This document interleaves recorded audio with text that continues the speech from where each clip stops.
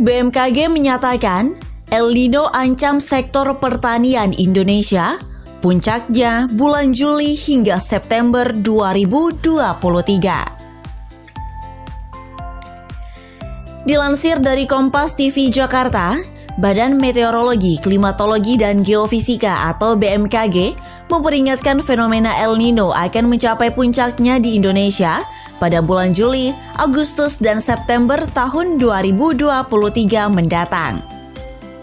Kepala Badan BMKG Dwi Korita Karnawati mengatakan dampak dari fenomena ini termasuk kekeringan, penurunan curah hujan, peningkatan titik api, serta kerawanan kebakaran hutan dan lahan atau karhutla.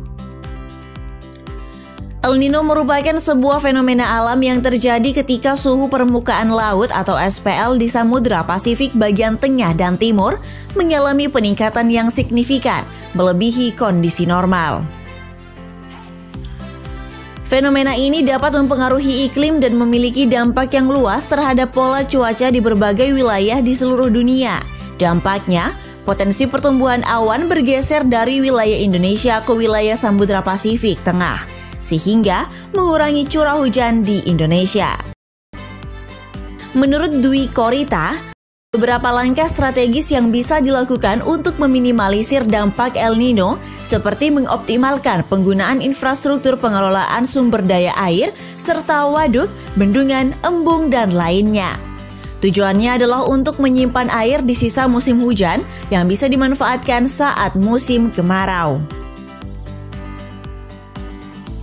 Selain itu, BMKG akan lebih giat dalam melakukan upaya pencegahan dan penanggulangan kebakaran hutan dan lahan untuk mengantisipasi potensi karhutla, khususnya di wilayah yang rawan terjadi kebakaran. Pelaksana Tugas atau PLT Kepala Pusat Perubahan Iklim BMKG Fahri Rajab mengatakan bahwa hasil pemantauan BMKG terhadap 699 zona musim atau ZOM hingga akhir Mei 2023 menunjukkan bahwa sebanyak 28% atau sebanyak 94 ZOM di wilayah Indonesia sudah masuk periode musim kemarau.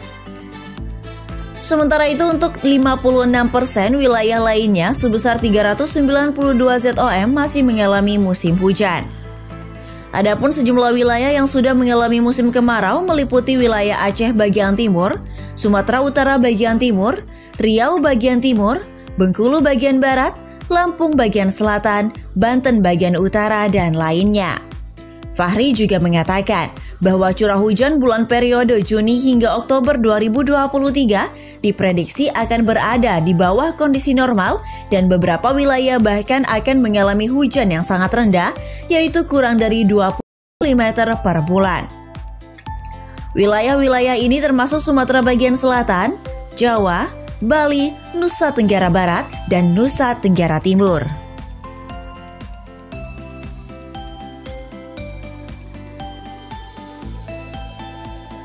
Sementara itu dilansir dari Kompas.com dan diberitakan secara terpisah, El Nino menguat, peneliti Amerika Serikat prediksi 2024 jadi tahun terpanas. Kepala Badan Meteorologi, Klimatologi, dan Geofisika atau BMKG Dwi Korita Karnawati memperingatkan adanya ancaman El Nino di Indonesia.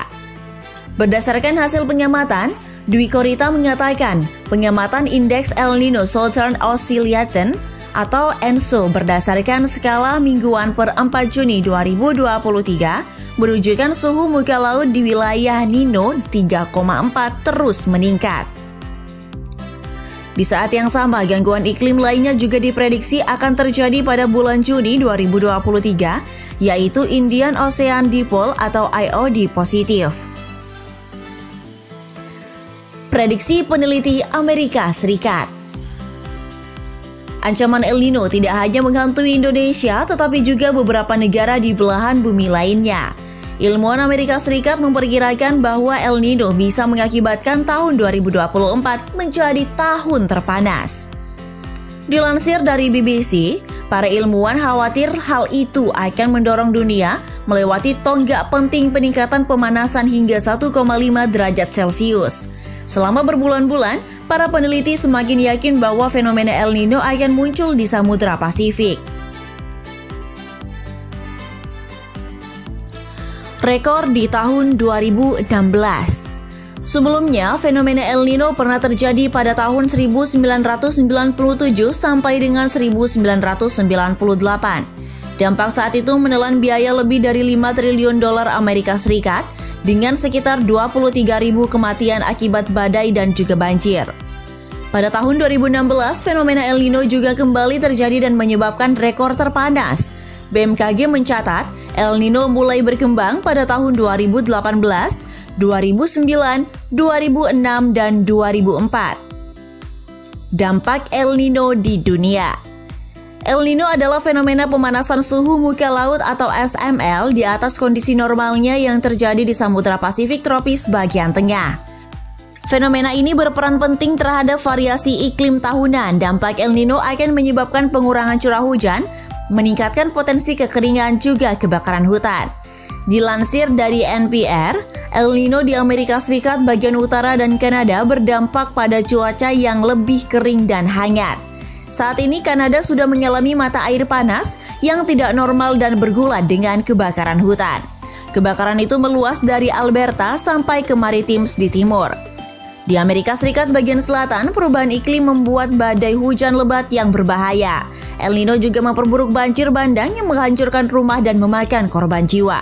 El Nino turut mempengaruhi cuaca dunia dan berpotensi membawa kekeringan ke Australia dan mengurangi musim hujan di India. Para peneliti memperkirakan dampak tersebut akan dirasakan pada cuaca yang lebih kering di Australia dan sebagian Asia. El Nino juga biasanya memperkuat kondisi kekeringan di Afrika.